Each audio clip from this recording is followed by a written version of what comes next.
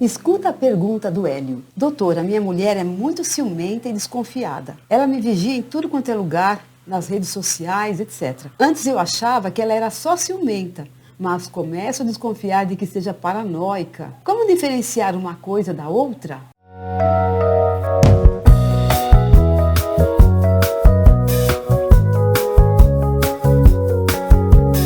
Olá, como vai você? Seja muito bem-vindo ou bem-vinda a este programa Doutora Beth Esclarece. Hoje vamos falar desse tema importante que é a tal da paranoia. Então, até que ponto isso pode ser um traço de personalidade, um transtorno de personalidade, ou uma coisa mais grave, um ciúme mais leve? Como é que a gente diferencia isso? E é muito boa a pergunta do Hélio, porque muita gente vive esse drama na prática. Eu tenho outros vídeos no canal falando sobre ciúme. Então, se você gostaria de ver um pouco mais sobre isso, dá uma olhada lá, porque eu acho que vai te esclarecer. Hoje eu vou falar mais de uma pessoa que tem traços importantes de um transtorno paranoico ou tem mesmo um transtorno de personalidade paranoica. Qual é a premissa dessa pessoa num relacionamento? Normalmente, vamos dizer, a gente que considera que não é paranoico, quem sabe, né? Quem é que fez o diagnóstico, né? De qualquer modo, a gente entra no relacionamento e a gente parte do princípio que a pessoa é inocente até que ela apronte e faça alguma coisa, então ela prova o contrário e a gente começa a ficar desconfiado. O paranoico é o contrário. Você é culpado até provar a sua inocência. Acontece que você não consegue provar a sua inocência para ele ou ela. Então, ele parte do princípio que as pessoas são más e que se ele baixar a guarda, muito provavelmente ele vai ser machucado, vai ser explorado. Então, ele vê o mundo como um lugar perigoso, hostil e explorador. Por isso ele desconfia. E por causa da desconfiança, ele busca duas coisas basicamente: controlar e contra-atacar. Como o Hélio fala da esposa dele, geralmente essa pessoa tem um comportamento de vigilância. Ele fica muito atento a tudo o que acontece, a todos os detalhes, sinais. Então ele vai olhar a conta telefônica, para quem ligou, ele vai olhar os gastos, as despesas, né, do cartão de crédito para ver se lá não tem algum hotel, se não tem alguma coisa que seja contraditória com o que a pessoa disse que fazia. Então ele fica buscando essas contradições. A pessoa fala e ele vai ali prestando atenção. Ah, mas naquele dia ela falou tal coisa, agora está falando outra. Não foi bem isso que ela contou. É uma coisa assim, que a pessoa parece um detetive no relacionamento o tempo todo. Por causa disso, essa pessoa tem um esquema de abuso e desconfiança muito ativado. A gente já andou falando agora há pouco, né, de um esquema assim. Então essa pessoa tem esse esquema importante. E por causa disso, no relacionamento afetivo, especialmente com o dependente emocional, ele se torna um carcereiro e o dependente emocional, o prisioneiro. A tendência dessa pessoa é de ter uma suspeita generalizada e basicamente irracional. Então ela não é que ela tem evidências claras, porque, gente, vamos combinar, tá? A desconfiança é um recurso importante que a gente tem. A vigilância é um recurso importante. Então, a gente usa. Quer dizer, estou conversando com uma pessoa, numa boa, a pessoa começa a falar uma coisa que para mim não faz sentido, que parece que ela está exagerando, ou parece que ela está mentindo. Eu já coloco ali, vamos dizer, meu radarzinho ligado, minha antena ligada, para perceber, opa, será que essa pessoa realmente é confiável? Ou seja, é importante que a gente use esse recurso de desconfiar de vez em quando. Porque senão realmente a gente pode ser enganado, a gente pode passar aí por otário, trouxa e por aí vai pela vida fora, né? Agora, acontece que para a pessoa que tem esse transtorno, a suspeita passa a ser um modo de vida. Para compreender melhor, essa pessoa basicamente tem 3 esquemas destrutivos.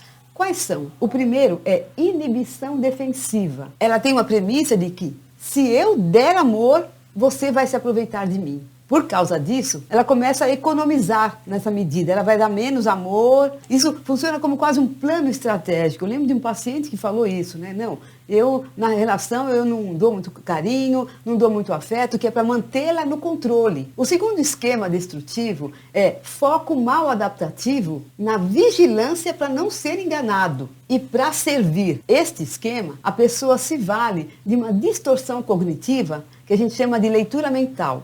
Vamos lá, eu já falei disso em outro local, mas vamos só reforçar. Distorção cognitiva é um modo de pensar que é irracional, que é distorcido mesmo, né? Distorce a realidade. E o que é leitura mental? Leitura mental é quando eu acho que eu posso saber o que o outro está pensando, a intenção do outro, o que o outro vai fazer. Gente, desculpa, a gente não tem essa telepatia. Talvez uma pessoa ou outra aí pelo mundo afora tenha esse poder. Mas, de modo geral, nós, comuns mortais, não temos o poder de ler a mente de outras pessoas. Isso quer dizer que esta pessoa, que é paranoica, ela não tem como adivinhar a intenção do parceiro, mas ela acha que sabe. Então ela fica buscando todos os sinais para poder entender qual é a intenção dessa pessoa.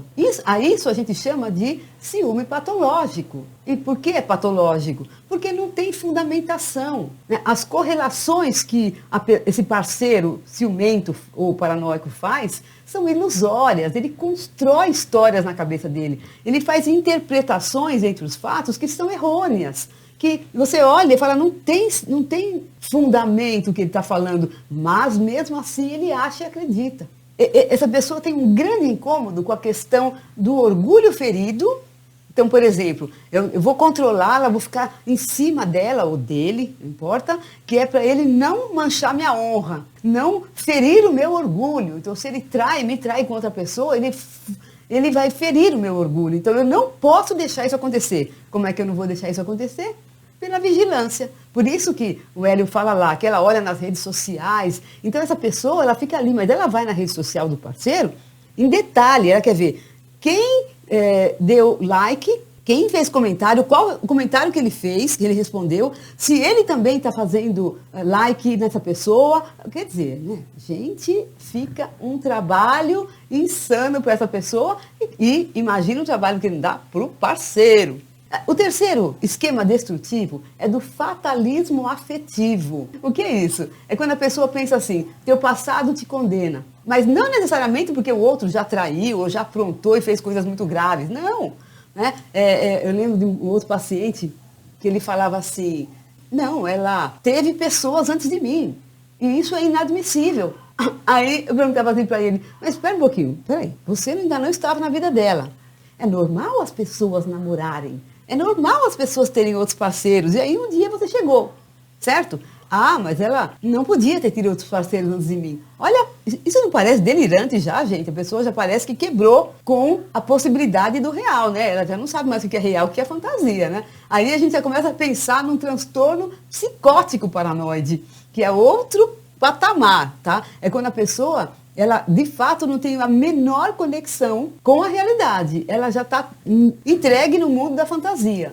E isso também acontece. Então, é claro que existem aí gradações do ciúme, vamos dizer, mais comum, o ciúme um pouco mais forte, esse traço de transtorno de personalidade paranoide, o transtorno paranoide e a psicose, que é quando a pessoa já quebrou totalmente com a realidade, aí ela passa a ser agressiva, né? Aí ela tem outro comportamento, a gente não vai entrar aqui muito em detalhe, mas a questão básica é que ela já não tem mais noção da realidade mesmo. Ela já vive num mundo à parte, dentro desse mundo aí da vigilância e do ciúme e da certeza. Eu lembro de uma história de uma moça que o marido dela, ele tinha certeza que ela o traía na cama de noite ali com ele. Claro que não tinha o menor sentido e ele colocou uma câmera, fez mil coisas ali para ele ficar ligado a noite inteira, porque ele tinha certeza que ela fazia isso. Então, aí a gente já está falando que o cara já está num nível aí provavelmente de psicose. O nosso objetivo aqui não é vocês fazerem diagnóstico. Então, eu só estou falando aqui alguns detalhes de cada uma dessas gradações, para vocês terem uma ideia, mas até para ver se não é preciso levar essa pessoa num psiquiatra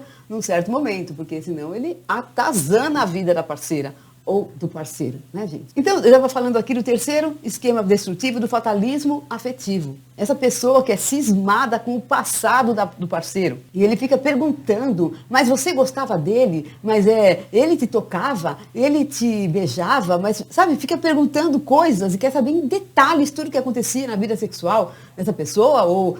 Aí o que acontece, que a gente nota é assim, né? Geralmente a parceira, nesse caso, ela acaba contando em detalhes. Então ela fica pensando que se ela der todos os detalhes que ele precisa, ele vai ficar tranquilo. Ao contrário, quanto mais detalhes ela dá, mais ele vai ter munição contra ela.